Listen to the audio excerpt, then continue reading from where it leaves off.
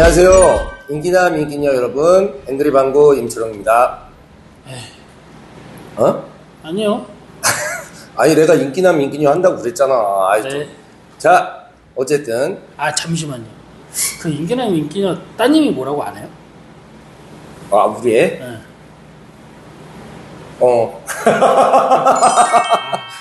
점점점. 얘기하네. 자, 어쨌든 여러분 오늘 저기 태풍이 와가지고 우리 보시는 분들 일단 태풍 피해 없기 먼저 기원 드리면서 오늘 본론 들어가겠습니다. 비 많이 오네요.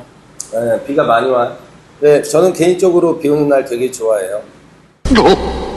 일전에 송 박사님 제가 이 얘기 물어봤잖아요. 우리 유튜버 생각보다 이렇게 보시는 분이 별로 없어서 마음이 아팠는데, 그래서 내용을 내가 송 박사 보고 그 얘기 했잖아. 차라리 결론을 먼저 얘기하고 좀 갔으면 좋겠다. 네.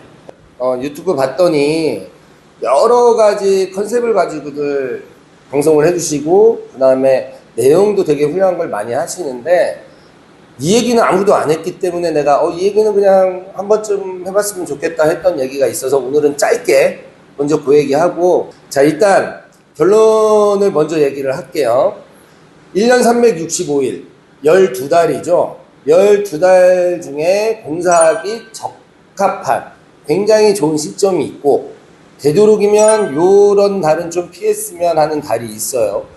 근데 그거를 아무도 얘기를 안 해서 진짜 짧게 이것만 얘기를 할게요. 1년 한 달부터 1월 달부터 12월 달까지 꼭 피해야 되는 달수가 있어. 공사할 때. 그게 몇 월 달인 것 같아요? 아, 이거 얘기하면은 맞을 것 같은데. 얘기해봐. 그래도 5월이요. 5월? 예. 가정의 달? 왜? 돈 나갈 때가 많아서. 내가 그렇게까지는 생각을 못 했는데. 물론 그럴 수도 있지. 근데 비슷해. 우리 송 박사 좋아하는 돈 얘기랑 결부가 돼 있으니까 일단 피해야 되는 달을 얘기를 하면, 명절이 껴있는 달은 공사는 무조건 피하는 게 맞아. 명절이 껴있는 달, 예를 들어서 구정이 껴있거나, 우리나라 이제 민속 명절이라고 하잖아요. 구정하고 추석이 껴있는 날, 그 달은 되도록 공사를 안 하시는 게 무조건 현명한 판단이에요. 간단하게 이유를 얘기를 하자면, 일단 자재 구하는 것부터, 자재 수급부터 사람 구하는 게 굉장히 힘들고요. 그 다음에 인건비 처리하기가 너무 힘들어요.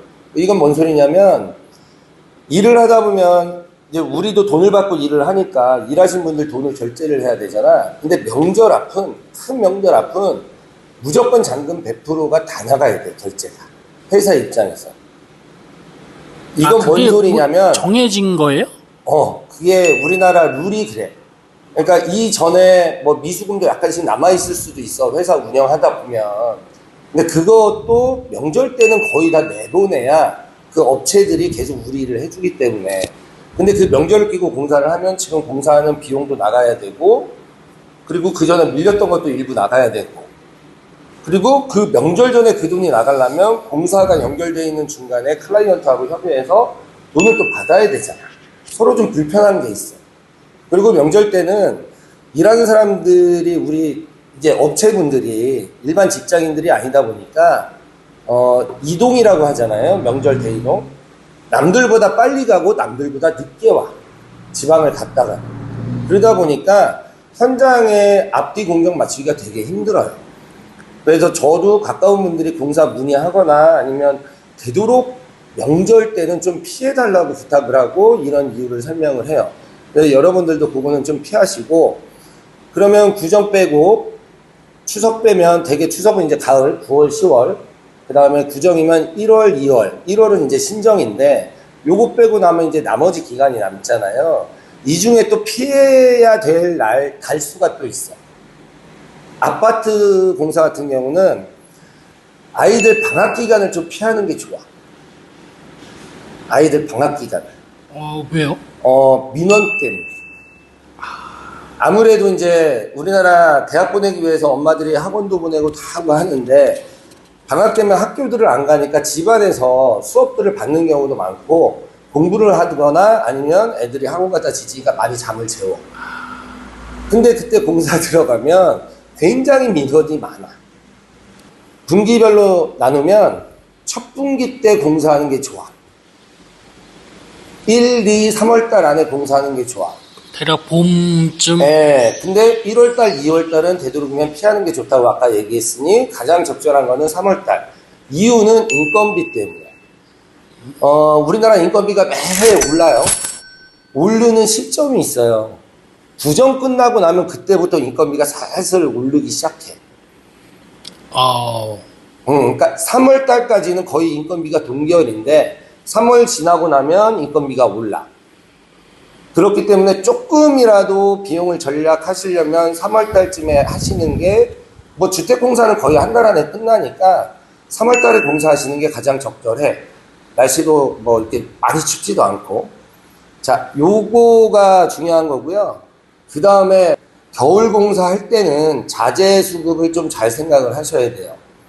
바닥재, 마감재가 우리가 야적이라고 해가지고 실내에 자재를 보관을 하지를 않아요. 예를 들어서 대리석, 타일, 그 다음에 뭐 피타일, 장판, 뭐 이런 것들은 창고가 아닌 외부에다가 이렇게 야적을 해놓는 경우가 많아. 바깥에 쌓아놓는단 말씀이죠. 물론 이렇게 비 안 맞게 다 관리를 한다고 하지만, 근데 이걸 바꿔 얘기하면 밖의 온도를 그대로 자재가 다 머금는다는 소리야.